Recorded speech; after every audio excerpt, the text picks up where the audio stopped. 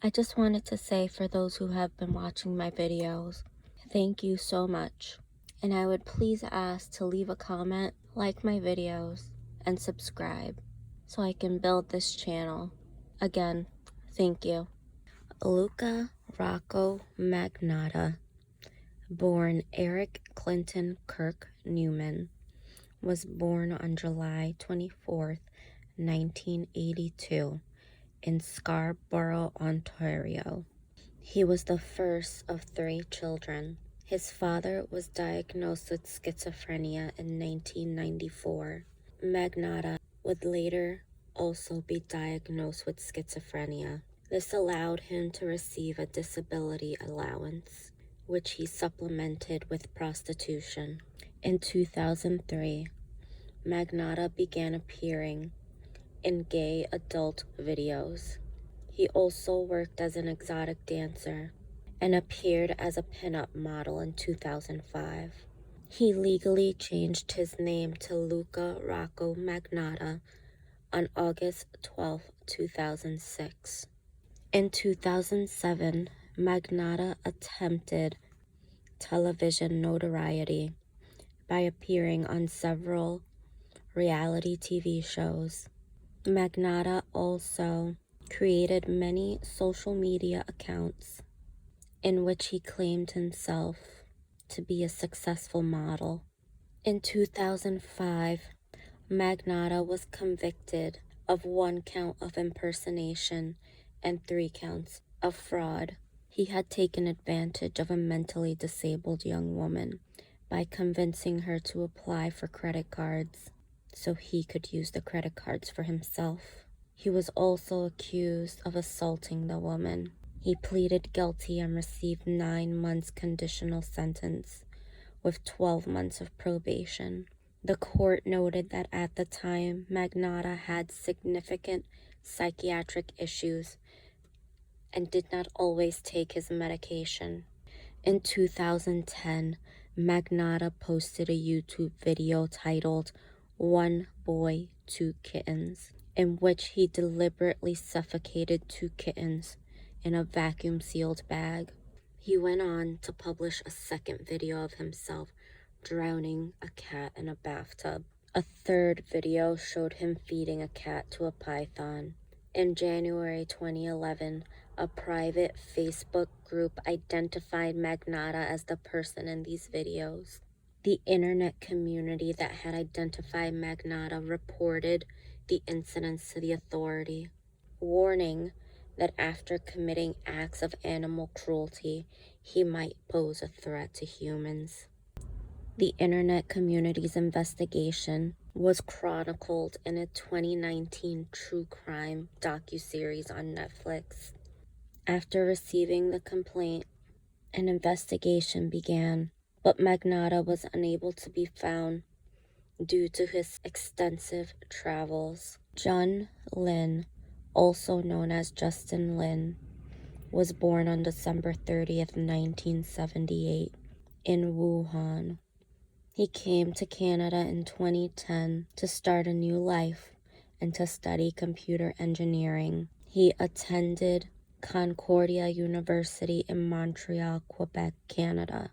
Lin, who was gay, began using Grindr and other web applications to meet men. Subsequently, Lin met Magnotta after responding to a Craigslist ad proposing sex. Lin was last seen on May 24th, 2012. His boss became suspicious when he did not show up for his shift the next day. 3 of his friends went to his apartment on May 27th, and he was reported missing on May 29th. The last images of John Lin alive were taken by a surveillance camera on the night of May 24th, 2012. They showed Lin and Magnotta entering the apartment building where Magnotta lived. On May 25th, 2012, an 11-minute video titled "One Lunatic, One Ice Pick" was uploaded to bestscore.com. It depicted a naked man tied to a bed frame, being repeatedly stabbed with what appeared to be an ice pick. The video also showed the victim being dismembered, followed by acts of necrophilia. Several hours after the killing, Magnotta booked a round-trip ticket for a flight from Montreal to Paris. On May 26, 2012, an attorney from Montana attempted to report the video to Toronto police, but the report was dismissed by officials. Individuals on Best Score also attempted to report the video. Police later confirmed it was an authentic video and identified the victim as an Asian male, the same individual whose body parts were sent to Ottawa. On May 29, 2012, a package containing a left foot was delivered to the national headquarters of the Conservative Party in Canada. Another package containing a left hand was intercepted in a Canada Post processing facility. A janitor then discovered a decomposing torso inside a suitcase, left in a garbage pile in the alley behind an apartment building. The janitor first saw the suitcase on May 25th, but it was not picked up due to the large amount of garbage that day. The police searched the scene, where more human remains, bloody clothes, and papers identifying the suspect were found. Footage from surveillance cameras inside the building showed a suspect bringing numerous garbage bags outside, and the images matched the suspect who was captured on video at the post office. Police searched Magnotta's apartment, but he had moved 4 months prior, and his rent was paid up to June. The apartment had been mostly emptied before he left, although blood was found on different items, including the mattress, the refrigerator, the table, and the bathtub. On May 30th, 2012, it was confirmed that the body parts belonged to the same individual, later identified as John Lynn. The suspect in the case was quickly identified as Magnotta, who by then had already fled. An arrest warrant for Magnotta was issued. On May 30th, 2012, Interpol became involved. They issued a red notice for Magnotta, and his photo was predominantly displayed on the top of the homepage of the Interpol website. Prior to Interpol's involvement, Magnotta booked a round-trip ticket for a flight from Montreal to Paris, France, on May 25th. After his arrival to France, his cell phone signal was traced to a hotel in Bagnolet, but he had left by the time the police arrived. He had contacts in Paris, which he stayed with.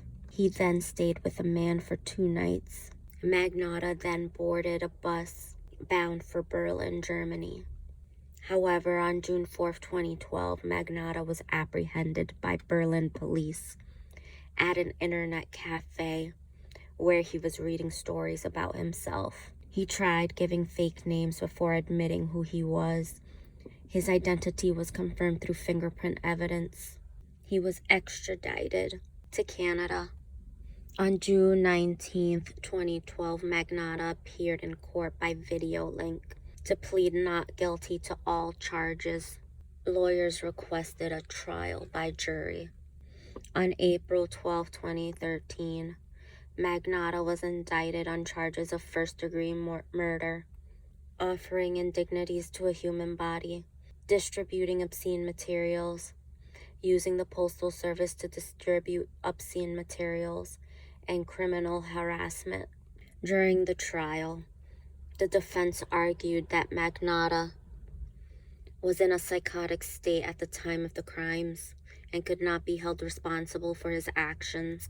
However, the Crown argued that the murder of John Lynn was organized and premeditated.